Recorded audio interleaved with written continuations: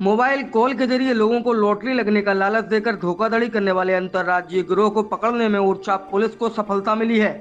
Police ने धोखाधड़ी करने वाले गिरोह के 3 सदस्यों को गिरफ्तार किया है।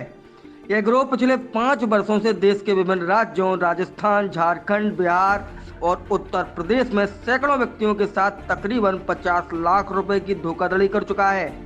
पुलिस ने आरोपियों से 51 मोबाइल, 24 सिम, 14 बंद पड़े हुए SIM card, laptop, printer, smart कैमरों के साथ बैंकों की पासबुक और चेकबुक के साथ एटीएम कार्ड समेत 83,000 रुपए नकद बरामद किए हैं।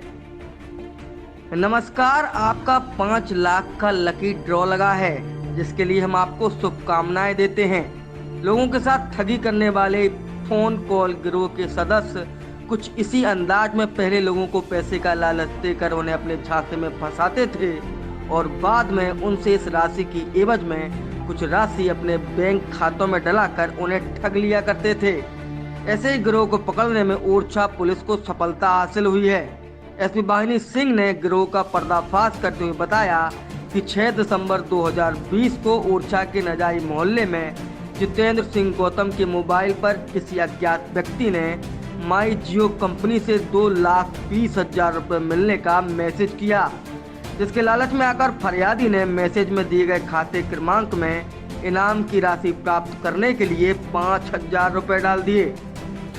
फरियादी के द्वारा जैसे ही पैसे डाले गए उसके बाद से मोबाइल बंद हो गया और फरियादी को यह समझने में देर नहीं लगी कि वह ठगी का शिकार हुआ है।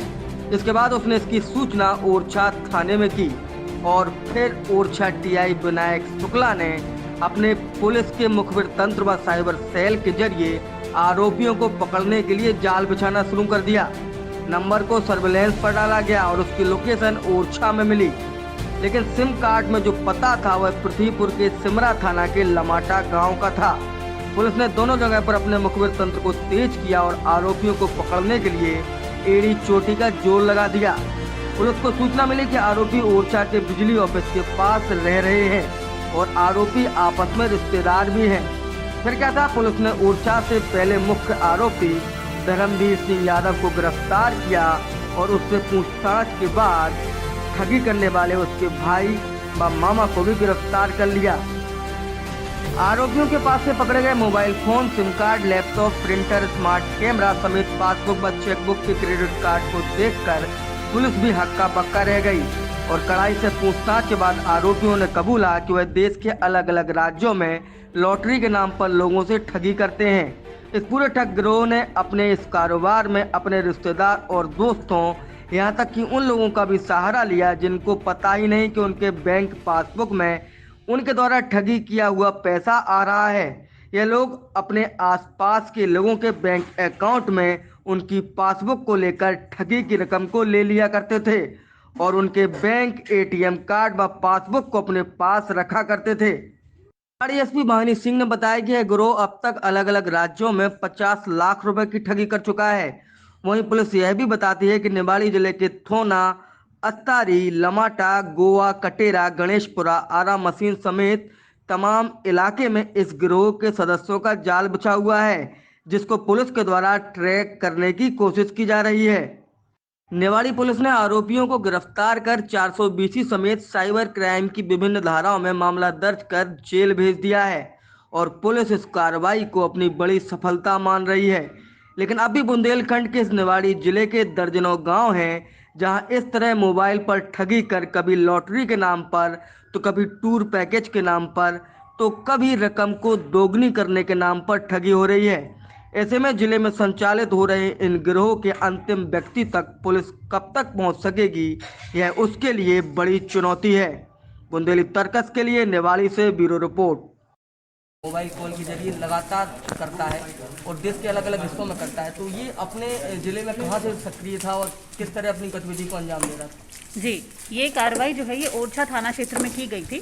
पिमला कॉलोनी से ये सारी जब्ती हुई है। ये अंतर्राज्यीय मोबाइल फ़ोन से मतलब ठगी करने वाला गिरोह था, जिसको कि हम बोल सकते हैं कि लॉटरी, एक लकी ड्रॉ या लॉटरी गिरोह था, तो बेसिकली इनका जो है मोडस ऑपरेंडाई वो ये रहता था कि ये एक नंबर उठा लेते थे, एक नंबर की सीरीज उठा लेते थे, जो कि अक्सर थोड़ी दूर के राज्य की रहती थी, जैसे कि राजस्थान हुआ, छत्तीसगढ़ हुआ, झारखंड हुआ।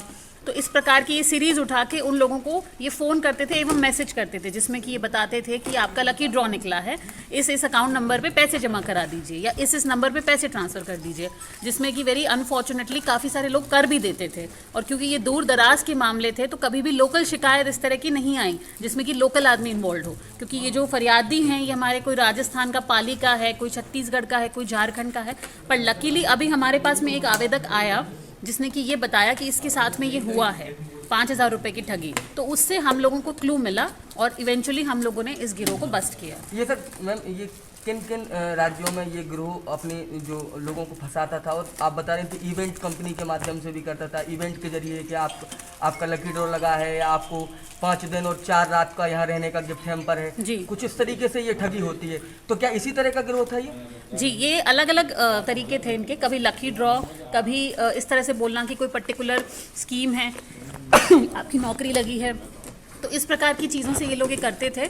और अभी तक जो हम लोगों ने CDR एनालिसिस किया है उसमें राजस्थान, झारखंड, छत्तीसगढ़, बिहार और उत्तर प्रदेश, क्योंकि इन्होंने इन सब एरियाज़ में ठगी की है, तो इन राज्यों के लोगों को हम पीड़ित मान सकते हैं। जो पैसे का जो ट्रांजैक्शन हुआ है उसमें गरीब लोगों के अकाउंट्स दिए गए हैं, परिवारजनों के, ऐसे लोगों के जिनको पता ही नहीं है और उनके अकाउंट्स में पैसा आ रहा है, कुछ ATMs भी जब्त किए हैं, वो ये क्या है पूरा? हाँ, इसमें ATMs हम लोगों ने जब्त किए हैं और कई ऐसे लोगों के अकाउंट यूज़ हुए हैं जिनको ये बात नहीं पता थी। इसी कारण से इसमें अभी विवेचना और चल रही है और उन लोगों को हम लोग रिलीफ दिलवाएंगे। कट्टे का उपयोग क्यों किया गया इसमें? नहीं, उपयोग नहीं किया, ये हम लोगों को जब्ती में कट्टा मिला था उनके पास से। जी। उसके अलावा लैपटॉप और बहुत से हाँ। संसाधन, प्रिंट आउट, तो ये टोटल क्या सर्विलेंस ऑफिस टाइप का बना के रखे हुए थे, सिम कार्ड के जरिए लगातार उस ऑपरेशन को ऑपरेट करते थे कमरे में, बंद कमरे में? नहीं, मतलब इस प्रकार के ये बेसिकली जितना भी सामान मिला है ये सारा ही साइबर फ्रॉड में यूज़ होता था। प्रिंटर से ये लोग आज स्कैन कर लेते थे, कोई भी अगर इनको फर्जी कार्ड बनाना है या ATM बनाना है या कुछ और इसी प्रकार से ये जो दोनों लैपटॉप हैं ये भी इन्हीं की इसी गतिविधि में ही काम आते थे। और मोबाइल फ़ोन और सिम कार्ड और चार्जर्स और चार्जिंग बोर्ड ये सब इसीलिए काम आता था। कुल कितने मोबाइल जब्त हुए हैं? 50 मोबाइल जब्त हुए हैं, इसमें काफ़ी सारे सिम कार्ड्स हुए हैं, कैश हुआ है और ये 84,000 कैश जमा इसमें हम लोगों ने जब्त किया है। और इसके अलावा कई बंद पड़ी हुई सिम हैं, 2 ATM हैं, तो काफ़ी सारा सामान इसमें जब्त हुआ है। 2 लैपटॉप हुए गिरोह के देश के किन किन अन्य राज्यों में भी अभी तार जुड़े हो सकते हैं और क्या मास्टरमाइंड तक पहुंच चुकी है पुलिस? नहीं, यही लोग मास्टरमाइंड हैं, इसमें ऐसा कुछ नहीं है कि कोई और इनको गाइड कर रहा हो। ये ऑपरेशन ये तीनों ही चलाते थे और यही मास्टरमाइंड हैं इसमें। और जैसे कि मैंने बताया आपको, राजस्थान, झारखंड, छत्तीसगढ़, बिहार में तो है इनका, मतलब वहाँ के लोगों को इन्होंने ठगा है। फरियादी मैम कहाँ का था? फरियादी तो यहीं का है, लमाटा का, थाना सिमरा का। जी। नहीं सॉरी, फरियादी ये है जितेंद्र ओरछा का। तो इसके साथ किस तरह की ठगी हुई थी? सेम चीज, SMS भेजा था कि एक तो पैसे डालो अकाउंट में। लॉटरी का लालच दिया गया मैसेज भेज के और फिर उसने जमा कराए, तो वो उसके बाद में वो आया हमारे पास में।